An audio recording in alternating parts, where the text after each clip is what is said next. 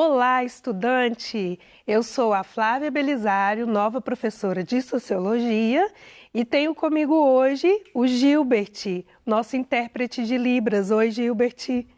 O tema de nossa aula, o campo e a cidade. Uma aula direcionada aos alunos do segundo ano do ensino médio, do componente curricular Sociologia e da área de conhecimento, ciências humanas e sociais aplicadas. Dentro do cronograma para o terceiro bimestre, temos aí dessas aulas de sociologia para o segundo ano, teremos duas aulas. A aula de hoje, o campo e a cidade, e a nossa próxima aula com o tema ocupação dos espaços. Esses temas estão aí correlacionados, relacionados, e nós vamos aprofundar nos dois temas nessas duas aulas. Nas duas últimas aulas, vocês viram com o professor Paulo Vinícius sobre os movimentos sociais e sindicais. Puderam ver com ele sobre as contribuições desses movimentos para a sociedade em que vivemos. Puderam ver como esses movimentos trazem transformações e nos auxiliam nas lutas pela manutenção dos direitos e também pelo atendimento às novas demandas da sociedade. Na aula de hoje, vamos analisar e caracterizar as dinâmicas das populações, das mercadorias e do capital nos diversos continentes, com destaque para a mobilidade e a fixação de pessoas, grupos humanos e povos em função de eventos naturais, políticos, econômicos e sociais. Aprenderemos sobre alguns fenômenos sociais que estão presentes no campo e na cidade, envolvendo as culturas juvenis, ou seja, a juventude. Aprenderemos também sobre a presença dos jovens no campo e na cidade e quais os impactos disso nas duas realidades. Nós vamos ver aqui hoje como o jovem mobiliza-se, se movimenta do campo para a cidade e quais são os impactos disso. Gera algum impacto? Traz alguma transformação para o campo, para a cidade onde ele chega? Só voltando um pouco, eu vou apresentar para vocês, para a gente fazer uma introdução no tema da aula, eu vou apresentar para vocês dados extremamente importantes do IBGE, feito no Censo Agropecuário de 2017, o último censo agropecuário. O IBGE a gente já sabe que é o Instituto Brasileiro de Geografia e Estatística, uma instituição governamental federal responsável por coletar dados e informações sobre a população brasileira e trazer aí políticas públicas que vão atender aos desejos, às demandas e aos anseios dessa população. O censo agropecuário é o censo do campo. É onde o IBGE coleta as informações extremamente importantes sobre a realidade do campo e consegue entregar aos governos informações, dados que vão auxiliar em políticas públicas para esse espaço, para esse local. E aqui, nesse infográfico, eu trouxe para vocês informações extremamente importantes para a gente poder desenvolver esse conteúdo, esse raciocínio da nossa aula. Aqui nós temos traçado o perfil do produtor rural. Temos aqui 3 categorias importantes para a gente entender um pouco quem é esse produtor rural. Pelo infográfico, nós sabemos que a maioria é do sexo masculino. Temos aqui 81% masculino. Sabemos também que, em sua maioria, os produtores rurais, eles sabem ler e escrever Percebam, 77% da população estudada, pesquisada, sabem ler e escrever. Mas o principal dado para a nossa aula de hoje está na categoria idade. Percebam, tá vendo as barras? Menor que 25 anos, 2%. De 25 a menos de 65 anos, temos ali que corresponde a 74,8%. E 65 anos ou mais, 23,2%. Qual é a interpretação que você, estudante, pode fazer desse infográfico? Vou dar meio minuto aí para você fazer essa interpretação. Olha para você ver, a gente percebe que a população do campo, ela está envelhecendo. E percebemos também, e muito importante para a nossa aula, que a juventude, ela continua saindo do campo. Tá vendo? 74,8% está na faixa de 25 a menos de 65 anos, 65 anos ou mais, 23,2%. E o que confirma também o envelhecimento da população do campo é o fato das solicitações de aposentadorias rurais ao governo federal. Então, assim, a população está envelhecendo, o número de jovens saindo do campo continua aí aumentando. Agora, eu vou fazer, para a gente dar continuidade aqui à nossa aula, eu vou fazer com vocês 2 resgates de conteúdo. Um deles é um resgate histórico e o segundo, um resgate conceitual. O resgate histórico diz respeito à invasão portuguesa. Vocês já estudaram isso em outras disciplinas, então nós estamos fazendo só um resgate, só relembrando, trazendo aí à sua memória como isso se deu. A gente sabe que o Brasil foi invadido pelos portugueses e suas terras exploradas, ocupadas e exploradas. Mas o que é mais importante para a nossa aula de hoje é uma frase da carta escrita por Pero Vaz de Caminha a Dom Manuel em 1500, quando ele escreveu aquela carta fazendo um relato sobre as terras, né, recém ali ocupadas. Olha o que ele diz: nessa terra, em se plantando, tudo dá. Essa foi a percepção do português ao chegar no nosso país. A realidade da terra, uma terra fértil, um solo bom para o plantio. Gravem isso também aí para a gente continuar. E um resgate, que é um resgate aqui conceitual, o conceito de fenômeno social. Esse é um conceito criado em 1920, 1930 pelo antropólogo e sociólogo Marcel Mauss, quando ele faz ali um aprofundamento ou uma releitura do conceito de fato social.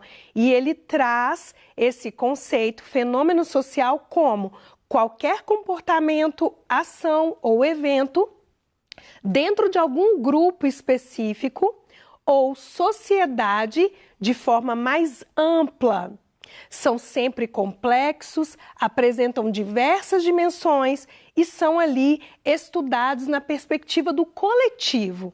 Então, para Marcel Mauss, o fenômeno social é aquele acontecimento social que engloba o coletivo, que engloba a sociedade de forma geral e altera comportamentos, formas de agir, pensar e ser em sociedade. O que isso acontece? Como que a gente pode perceber o fenômeno social na realidade que a gente vive, a atual?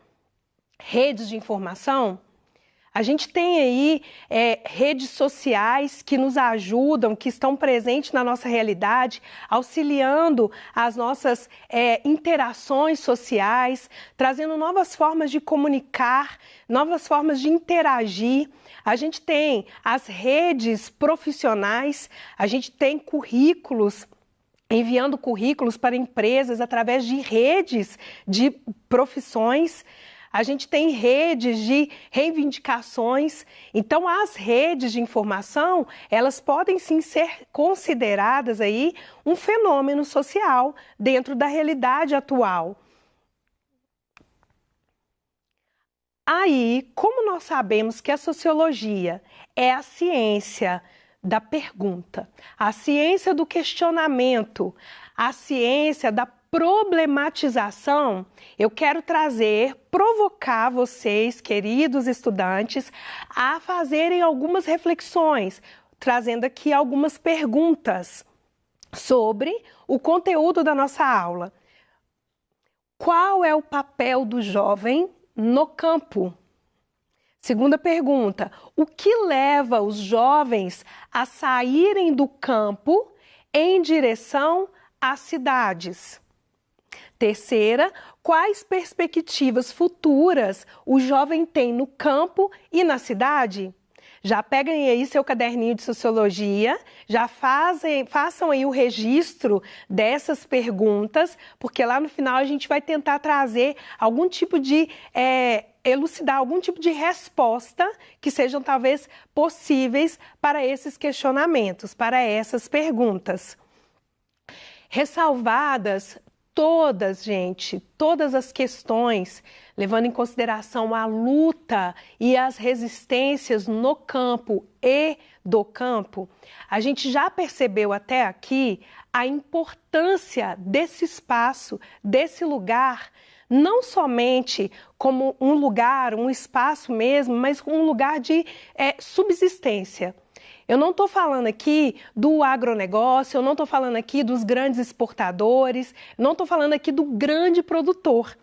Eu estou falando do pequeno produtor ou até mesmo da agricultura familiar, que envolve aí toda uma família, toda uma cadeia de produção para suprir com produtos alimentícios não somente o próprio campo, como também as cidades do nosso país. A gente sabe que os governos federal, estadual e municipal são responsáveis por desenvolverem instrumentos governamentais e ferramentas para o campo e as políticas públicas para favorecimento ou favorecer a agricultura familiar. A gente sabe que é de responsabilidade, tanto que eu mostrei para vocês, dados estatísticos, informações coletados pelo IBGE, que é um instituto governamental, um instituto federal, que auxilia aí na produção desses dados para desenvolvimento de políticas públicas. E é de responsabilidade dos governos federal, estadual e municipal o desenvolvimento dessas políticas. E eles têm feito isso. Eu não sei se vocês sabem, mas existe uma lei federal que determina que 30% da merenda escolar deve vir de agricultura familiar. E o Estado de Minas Gerais tem feito isso em parceria aí, com uma instituição também do governo do Estado para cumprir essa determinação legal, uma lei de 2016 para o cumprimento dessa determinação. Então, existem políticas sendo desenvolvidas que auxiliam a agricultura familiar e o campo. Mas o que é agricultura familiar? A agricultura familiar é hoje a principal responsável pela produção dos alimentos disponibilizados para o consumo da população brasileira. Toda a família está implicada na agricultura familiar, incluindo aí a juventude. Porém, é aqui que se dá um fenômeno social importante, muito observado desde o início. A saída do jovem do campo. Isso compromete, gente, isso compromete inclusive a própria estrutura da agricultura familiar. Aqui nesse slide eu trouxe para vocês uma exposição realizada pela Juventude Rural, lá na Câmara dos Deputados em Brasília, onde eles foram reivindicar políticas que pudessem fazer com que o campo fosse mais atrativo e o jovem permanecesse no campo e não fizesse aí essa saída do campo. A gente sabe que os impactos quais podem ser os impactos dessa migração do jovem para o campo. O jovem enxerga a cidade como um lugar de oportunidade, um espaço que pode favorecer um projeto de vida futuro. Essa é a forma de ver uma área urbana. Então, o êxodo rural ou a migração desses jovens do campo para a cidade pode resultar o quê? No inchaço dessa cidade, moradias irregulares, trazendo problemas sociais para essa cidade. Moradias irregulares, desempregos ou subempregos, violência e tantos outros problemas sociais, como vulnerabilidade social. Então, é importante que sejam desenvolvidas políticas que façam com que o campo seja o quê? Atrativo, para que esse jovem não saia do campo. E aí eu volto as questões que eu trouxe no início da nossa aula para a gente refletir. Qual é o papel do jovem no campo? Gente, é muito importante, porque é o jovem que vai fazer a sucessão rural, é o jovem que vai tocar ou dar continuidade ao trabalho daquela família no campo. O que leva os jovens a saírem do campo em direção à cidade? Talvez uma possível resposta, a falta de oportunidade, as questões tecnológicas do mundo moderno, a falta de oportunidades educacionais de um curso técnico, um curso superior para poder ter uma profissão ali que vai favorecer os seus projetos de vida, ou o próprio gosto pessoal mesmo da juventude, do jovem, ele realmente não quer, ou até mesmo, gente, problemas familiares, coisas que a gente talvez não tem noção aí que possa acontecer. E quais seriam as perspectivas futuras do jovem no campo e na cidade? Na cidade, eu trouxe ali agora, no último slide, a juventude rural apresentando as suas perspectivas futuras para a Câmara dos Deputados, dizendo para o governo, para o legislativo, que eles querem sim permanecer no campo, porém precisam de mais oportunidade, visibilidade lá no campo para que eles permaneçam ali. Ou seja, o jovem tem sim projeto para o campo e para a cidade, acreditando que na cidade ele possa ter novas oportunidades ou melhores oportunidades. Na aula de hoje, nós aprendemos que existe um fenômeno social acontecendo no campo e que impacta a cidade. A população do campo está envelhecendo e os jovens continuam migrando para as cidades. Tal fenômeno social, descortinado por meio de dados empíricos concretos, precisa ser estudado a fim de buscar políticas públicas que favoreçam seu entendimento e a resolução desse problema social, desse fenômeno. Então, assim, a gente precisa, sim, dar um olhar, desnaturalizar, problematizar essa que é uma questão, um fenômeno social, a migração do jovem do campo para a cidade, como isso impacta tanto o campo quanto a cidade. Aqui a gente tem as nossas referências utilizadas para essa aula. Muito obrigada, pessoal, e até a próxima aula.